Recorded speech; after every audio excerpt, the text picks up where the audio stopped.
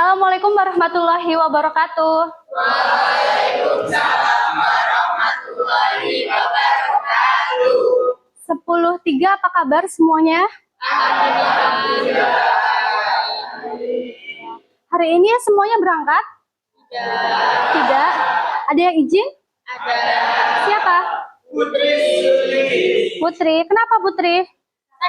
Sakit. Oke, yang lainnya sehat ya? Alhamdulillah. Jangan lupa jaga kesehatan. Kalian sebentar lagi juga mau tes kan ya? Ya. Semangat pokoknya belajarnya. Oke, sebelum kita mulai pembelajarannya, boleh ketua kelas untuk menyiapkan, kita berdoa bersama dulu ya. Berduduk siap. Berdoa mulai. Doa selesai. Coba kanan kirinya ditengok dulu, adakah sampah di sebelah kalian? Ada? Yang bajunya masih keluar mungkin? Semuanya rapi? Rapi. Ya. Kalau kelasnya bersih, kaliannya rapi, belajarnya akan lebih nyaman. Semuanya udah oke? Rapi semuanya? Oke. Kalau sudah rapi, kita mulai pembelajarannya ya. Sebelum mulai pembelajaran, ada yang masih ingat kita kemarin belajar soal apa? Struktur batin, puisi. Ada apa saja? Tema, rasa, nada, amanat. Masih ingat ya pengertiannya semuanya? Oke. Tema adalah ide pokok. Nada adalah Sikap penyair. ya, amanat adalah satunya apa? Rasa. Rasa adalah perasaan yang disampaikan oleh penulis atau penyair. Semuanya hafal dan paham ya? Nanti kalau sewaktu-waktu keluar di tes semuanya bisa mengerjakan? Oke. Kalau sudah, kita beralih ke pembelajaran kita hari ini. Jadi pembelajaran hari ini adalah terkait dengan struktur fisik puisi. Kalau kemarin batin, sekarang fisik. Apa sih tujuan dari pembelajaran kita? Yang pertama adalah kita semua, termasuk kalian, bisa atau memahami diksi dalam teks puisi yang dibacakan dengan kritis dan refleksi. Apa itu diksi? Nanti kita belajar. Yang kedua, kita mampu menilai efektivitas pemilihan kata atau diksi, pengaturan rima, dan tampilan tipografi dalam sebuah puisi. Dan yang terakhir, kalian semua mampu mengidentifikasi tema dan suasana yang menemukan makna yang tersurat dalam sebuah puisi. Sebelum mulai kita bahas soal materi, adakah dari kalian yang sudah pernah melihat atau menonton pembacaan sebuah puisi? Sudah di mana? YouTube. Terus di mana lagi? TikTok. Terus? IG. Ada yang sudah pernah melihatnya secara langsung? Tidak? Pernah di mana? Di sekolah. Kalau sudah pernah melihat, membaca sudah pernah belum? Membaca sudah. Di depan atau di belakang teman-teman?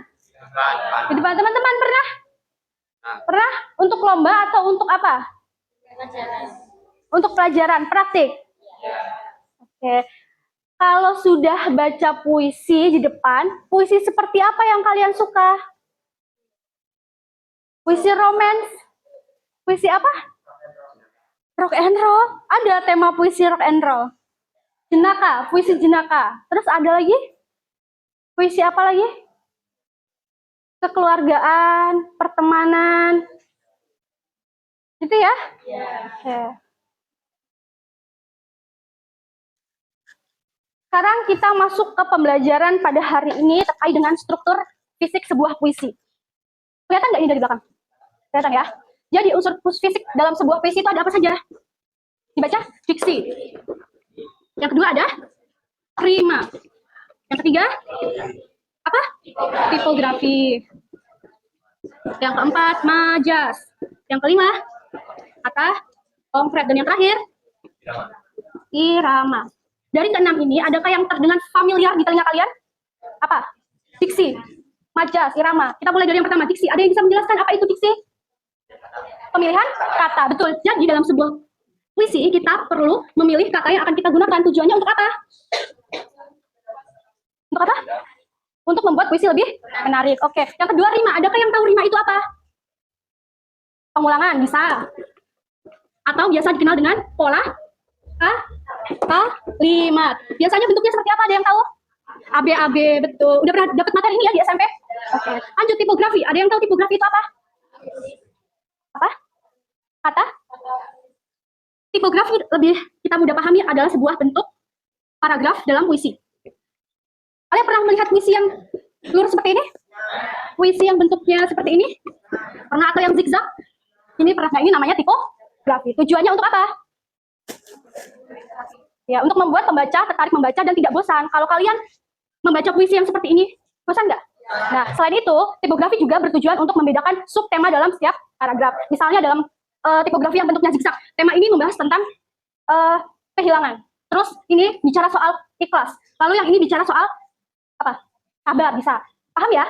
Jadi sebagai pembeda. Oke. Yang keempat, majas. Familiar ya? Majas ada apa saja? Personifikasi, terus metafora, terus hiperbola, terus simile, terus ironi ada. Ini semuanya hafal? Hafal. Oke, personifikasi. Ya, betul, memberikan sifat manusia kepada benda. Ini kata kuncinya di person. Metafora. Ya, perbandingan langsung. Bedanya sama simile. Ada kata kuncinya. Apa kata kuncinya kalau simile? Sebagai, seperti. Ya, bisa ya membedakan antara simile dan metafora? Lanjut, hiperbola. Hyper, berlebihan, betul. Kalau ironi? Ironi, kalian pasti familiar. Ya, sesuatu yang berlawanan. Paham ya, Majas? Kalau dites bisa? Bisa, oke. Yang selanjutnya kata konkret. Apa itu kata konkret? Kata yang bermakna? Ya, betul. Ini di sini ada nih.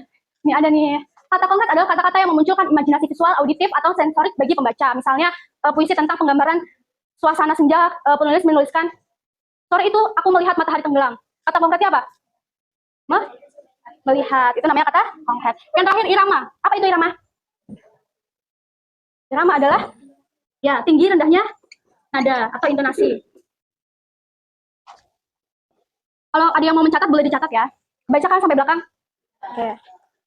Pembelajaran kita terkait struktur fisik puisi udah paham semuanya? Sudah. Diksi, rima, tipografi, majas, kata konkret, dan irama semuanya paham? Paham. Oke. Kalau sudah paham, sekarang kita membentuk kelompok. Kelompoknya kemarin sudah saya bagi ya. Masih ingat kan? Oke. Sekarang boleh langsung mengelompok. Tidak bersuara ya? Ya, boleh. Yuk sekarang.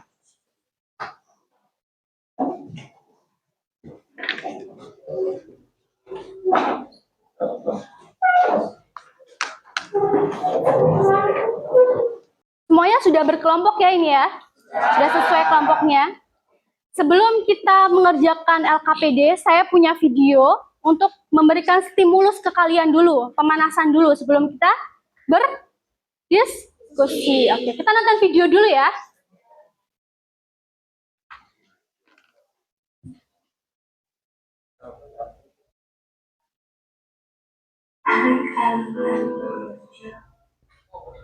Buah karya bersih-bersih. Sore dan keramaian kota ini, langkah kecil mulai menapaki hujan. Dia berlari-lari menuju rumputan di sana. Lihat bukan sana, ayah dan ibumu duduk di kursi. Langit mulai menghujat. Sayur-sayur mengucapkan perpisahan. Dan sisi kota mulai ramai dengan kaki lima. Jalanan memadat seketika. Hai alun-alun Purworejo. Bagus nggak puisinya? Bagus. Tentang apa? Alun-alun Purworejo. Kalian semua sudah pernah ya main ke alun-alun ya? Ngapain kalau ke alun-alun biasanya? Jogging.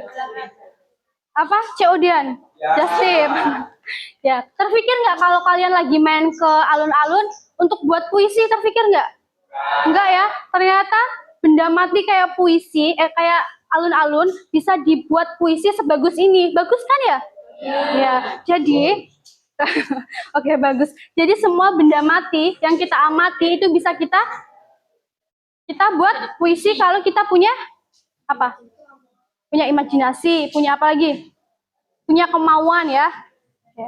Kalau kita tadi sudah lihat puisi soal atau bertema tentang alun-alun, sekarang kita mengerjakan LKPD dulu. Siap ya semuanya ya?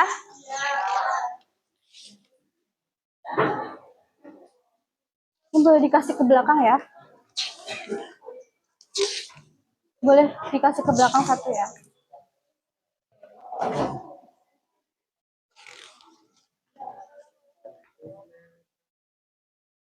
Semuanya sudah dapat ya? Kalau sudah dapat, boleh dikerjakan, boleh berdiskusi, tapi tidak dengan suara yang keras ya. Diskusinya pelan-pelan saja. Waktunya berapa menit? Kesepakatan? 15 menit ya? Ya, silakan mengerjakan.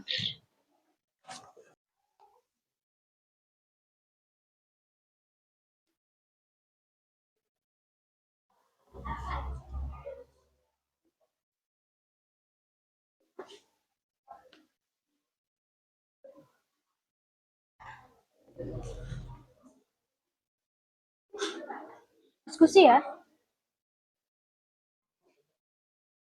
Bu, boleh mau nanya boleh? Kalimat ini tuh termasuk ke majelis personifikasi enggak ya? Yang mana? Yang ini ya? Iya. Coba kita lihat ya di majas ini, ada nggak unsur manusia yang dimasukkan ke dalam benda mati? Ini ya bagian sini. Nih ya, matahari tersenyum kan? Iya. Matahari benda mati bukan? Iya. Bisa tersenyum nggak? Enggak. Jadi ini majas ya, jadi ini majas personifikasi.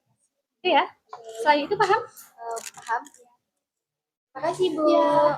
Ada yang mau ditanyakan lagi? Yang lain? Sudah selesai semuanya ya? Sudah 15 menit? Sekarang waktunya untuk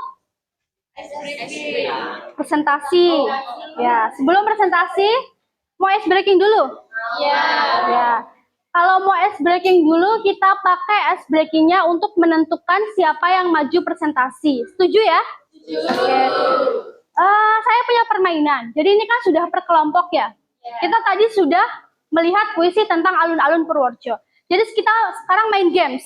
Kita saling beradu menjawab atau menyebutkan hal-hal yang berciri tentang Purworejo. Boleh wisatanya, boleh makanannya, boleh keseniannya. Setuju ya? Kelompoknya ini 1, 2, 3, 4, 5, 6 gitu ya. Dimulai dari kelompok 6 ke kelompok 5, kelompok 4, 3, 2, 1. Nanti kalau satu udah, kembali lagi kelompok 6. Yang terakhir tidak bisa menyebutkan, itu yang maju ke depan untuk presentasi. Oke? Setuju? Setuju. Mulai ya. Kelompok 6. 1. Selarat kelompok 5. Gua Seplawan kelompok 4. Kelompok 3. Oke, apa? Dawet Ireng, boleh. Jatimalang. Jetis. Hah? Apa ayo? Winong apa? Megono, boleh. Lanjut. Ketawang, boleh terus. Kue apa? Kue lompong, betul. Sidandang. Tari dolalak. Cepet ya. Apa? Ya, boleh.